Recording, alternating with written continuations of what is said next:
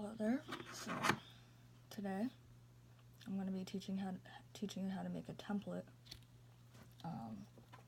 for molding clay into a hand spinner. You've probably come here from the video on how to make a hand spinner. The reason I didn't put this in that video is because, one, it would be a really long video, and two, is it's not necessary, so some people wouldn't need to watch it, because they could just shape it on their own, or whatever. But I think a template is just a good guideline for the clay. So what you're going to need, I'm using a tongue depressor. I made kind of use a ruler if you have it, but I couldn't find one, so what I did, I took like a flimsy kind of measuring tape, and I made 5-inch markings on this, and so that's good enough to use as a straight edge. This isn't. So. And I'm using this. It's gonna cover my template completely, and you'll see why later. So just get a hard, flat surface. And then you're gonna need a compass too. I can't find where I put my pencil. So, a pencil. So, and get a protractor if you have one, because you're gonna need to make an equilateral triangle, and all the angles are 60 degrees. So, but if you don't care about it being too high quality, too balanced, then it doesn't really apply. But so what I'm gonna do without a protractor is just draw a straight line, and then I'm gonna kind of line up, I don't know if you can see that, but line up one of the inch lines with that, so I know that it's perpendicular. So that's gonna form a 90-degree angle. And that doesn't have to be exact. So actually what you should do, you should mark 3.5 inches or 9 centimeters on whatever ruler you're using, because that's how long you want this line to be. So about 3.5. I already have it marked off. So 1, 2, 3.5. So that's how long all the sides are going to be. So now I'm going to kind of visually just split this angle in half so that it's equal, or so that it looks equal, just very faintly, so that these two sections look equal. These two. And then what I'm going to do from this section, I'm going to go 1/3 over from this line. So again, I'm kind of eyeballing it. I don't know if you can really see that. So from this line, I'm gonna kind of visually just split this into thirds, and then go 1/3 over from this line, and that'll be 60 degrees, or at least close to it. And again, you want this line to be 9 centimeters, or about 3.5 inches.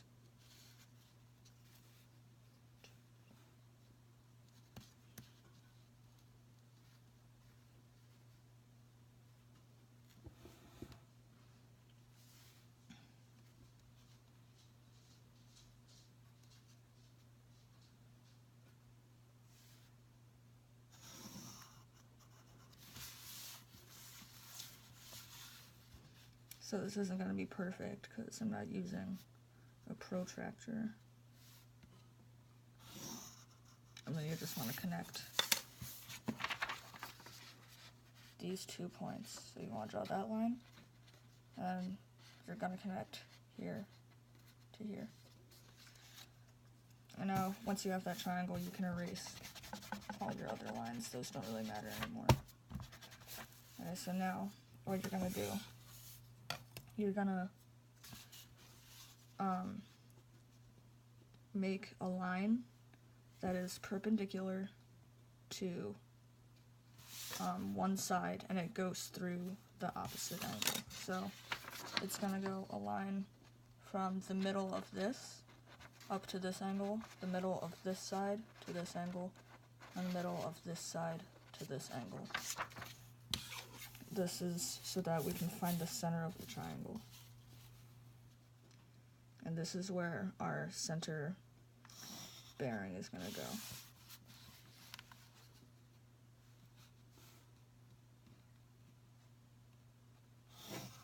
Yeah, if I haven't mentioned it yet, I just used some old bearings off of a skateboard I had, and it worked just fine. And what you want to do, you want to wedge a knife kind of in this cover, here, and you want to push in and kind of just pop it out. I'm not going to do it to this, but I already have. And you're going to want to clean that out, just like scrub it with a toothbrush or something and put it in warm soapy water, because there's factory grease in there, and that slows down the rotation of it. So taking that cover off and cleaning it out will help it spin faster and longer. So that's that point right there where they all intersect. That's the point we're going to be using. So now, what do you want to do? You want to trace. I'm not going to be able to, obviously, but you want to trace. You want to put that point in the middle of your bearing, and then you want to trace around it.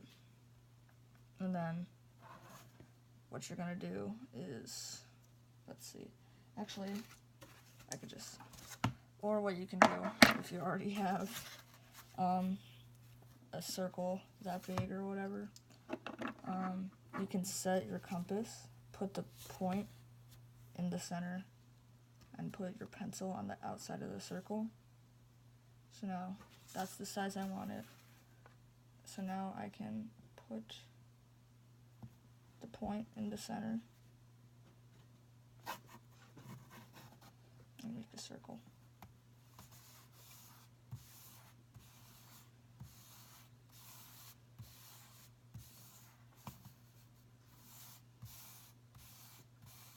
There you go. Perfect, okay. So now that should be the size of a bearing. And now what you're gonna do, you're gonna measure 2.5 centimeters from 2.5 centimeters from the angles out here inward, or just under 1 inch from here inward. And this will be where the outside bearings will go.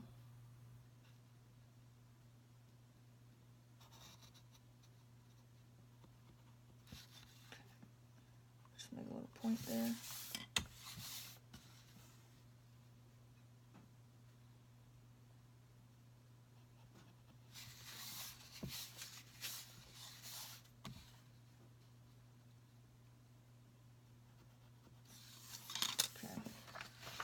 So now we have these 3 points, and these will be where the outside bearings go.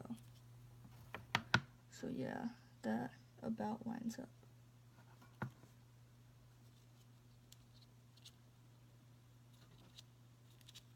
Okay.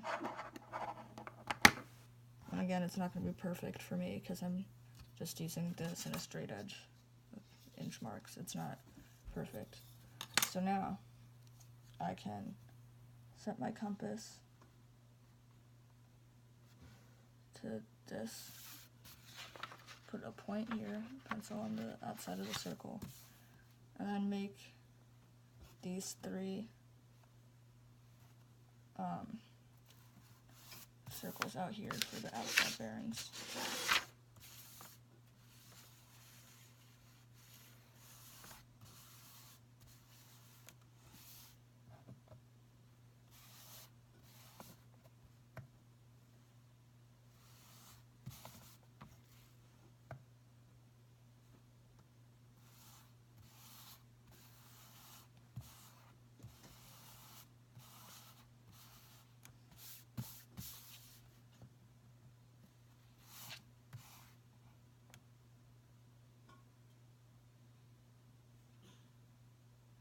And if you notice that the measurement is off, like right here, I can tell that this space is definitely too small. It doesn't line up, so I can just move.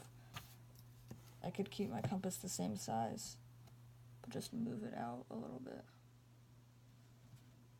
until that space is about the same.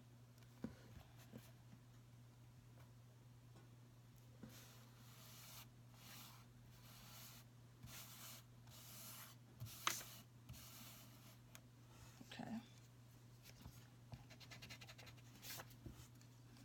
So now you're gonna have something that looks like this.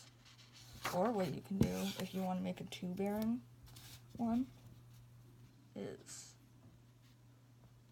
continue one of these lines.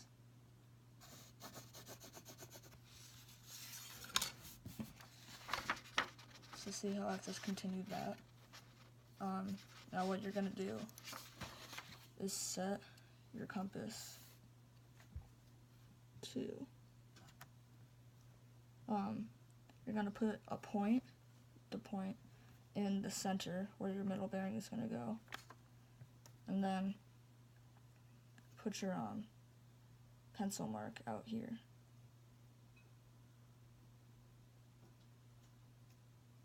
And draw a circle.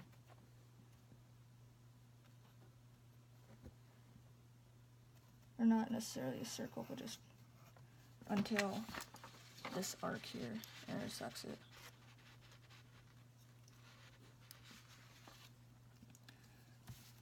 So yeah, then you're going to mark that point and then draw a bearing size circle around that. And so that'll be for 2 bearing spinners. And then what you're going to do is, well, I'll explain it. I've explained it in my video on how to make a spinner. But you're kind of just draw the shape that you want your spinner to be in the end. So this one, it's kind of faded out and it looks weird, but I have some like curves in here that you probably can't see, but that's the shape that I wanted it, because what I'm gonna do, I'm gonna put the clay into that shape, and that just, it's kind of a guideline to the shape for the clay. So yeah, there should be a link in the description to the original video on how to make one of these, one of the spinners.